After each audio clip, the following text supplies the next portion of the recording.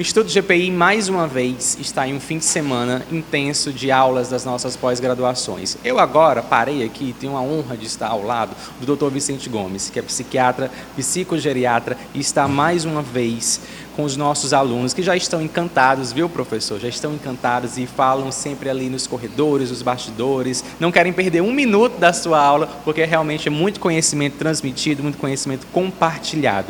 E nesse modo, queria que você falasse para a gente, primeiramente eu vou dar as boas-vindas para você, e mais uma vez, você é de casa, você é do GPI, e a gente faz questão de ter você aqui. Queria que você tratasse um pouquinho, fizesse um resumão nessa primeira pergunta dos temas que vocês estão tratando nesse módulo especificamente, porque eu já sei que um dos temas, a gente vai falar mais à frente, a questão da dependência química, não é isso? Seja bem-vindo mais uma vez. Obrigado, é sempre uma satisfação, né, estar aqui com vocês e com a equipe GPI, né? Mais um módulo que a gente ministra, né, para os nossos alunos médicos, tá?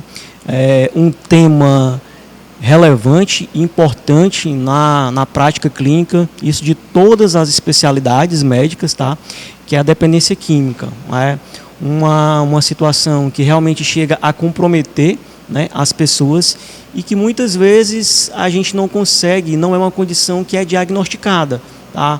Ou seja, a pessoa às vezes faz uso de determinada substância, acha que é apenas um uso recreativo, que não está lhe trazendo nenhum problema, nenhum malefício, mas que quando na realidade aquilo ali já vem a trazer vários danos para a pessoa, tá? E fazendo um resumo do que a gente está abordando aqui com os alunos, né? A gente está abordando essa questão, né, da dependência geral, da dependência química de várias substâncias, várias drogas, tanto lícita como ilícita, tá? Então as 4 substâncias que são mais consumidas e que tem uma relação com o transtorno seria a cafeína, tá? O álcool, tá certo? O tabaco e a cannabis, popularmente conhecida como maconha. Tá?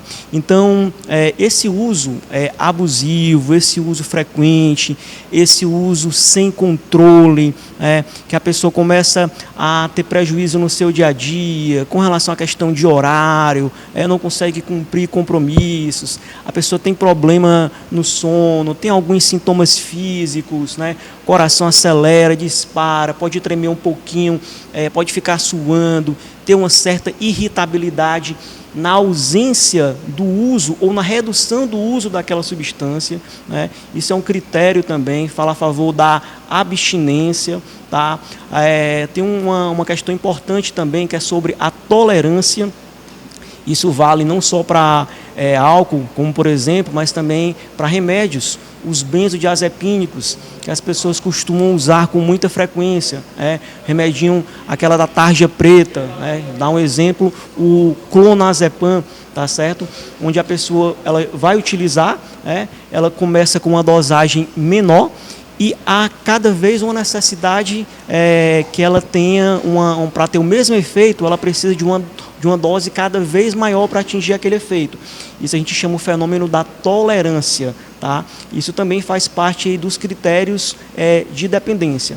Então são várias substâncias, coisas do nosso dia a dia, tá? Que realmente traz prejuízo, que mexe realmente ali com a pessoa, com a família, prejudica as relações sociais e precisa de um olhar diferente, tá? E principalmente porque geralmente a questão da dependência química ela é vista por algumas pessoas como algo, às vezes até com uma visão negativa da coisa, porque acha que a pessoa está fazendo aquilo porque é fraco, porque não tem vontade de controlar, é falta de fé, é falta do que fazer, e não é bem assim, tá?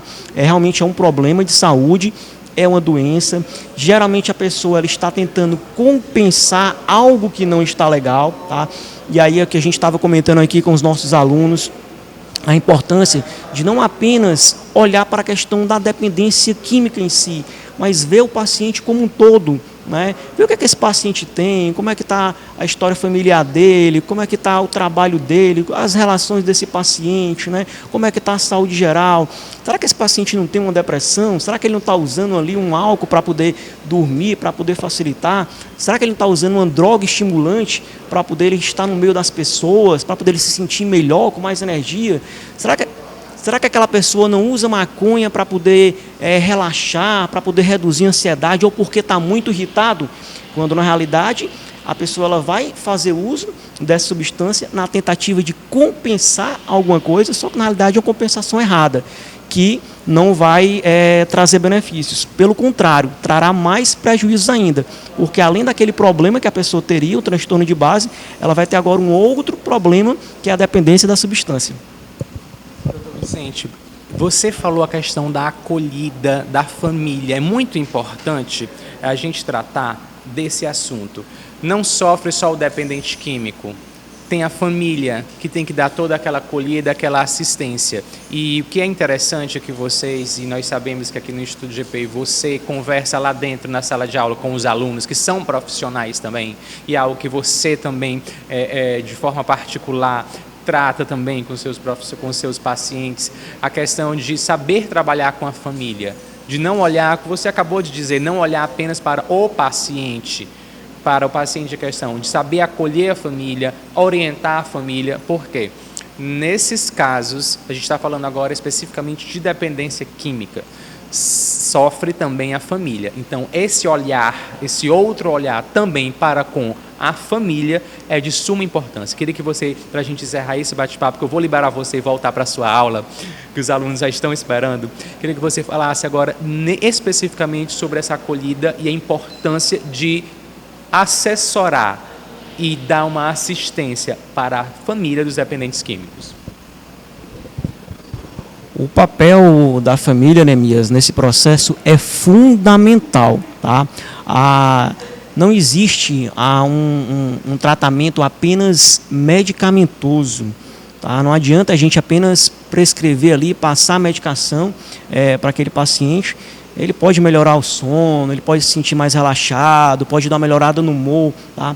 Mas se não tiver um ambiente favorável para a convivência, se não tiver essa acolhida, se não tiver esse apoio, aquele carinho, né, aquela compreensão, o amor familiar, a coisa não vai funcionar. A gente não vai conseguir ter sucesso no tratamento desse paciente, tá? E principalmente também, além desse papel de apoio durante o tratamento, tá? Antes também é importante a gente falar de prevenção. A família, como é que está o contato com a família, com esse jovem, né? Com o filho, com a filha, né? Será que a família não está valorizando outras coisas? Será que não está faltando um pouquinho de tempo mais ali na rotina do dia a dia para bater um papo, perguntar como é que está?